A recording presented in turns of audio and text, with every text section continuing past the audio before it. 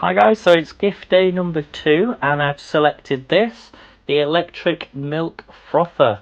So let's show you how it works. Okay, so this is how it looks. You can use this to froth up milk, you can use it for eggs, you can use it to make cappuccinos, lattes.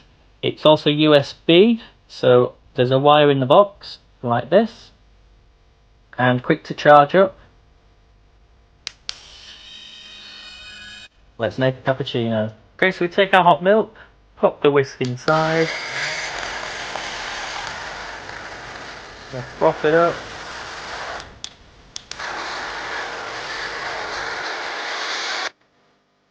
Look at that, guys, perfect milk froth.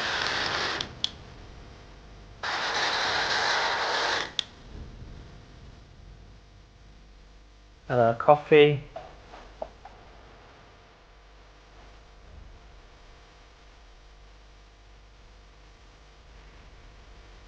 And a bit of chocolate on the top. So you can make your own cappuccinos at home, guys. This makes a really great gift for Christmas. So give one to your friends or your family, or just for yourself. Thanks for watching.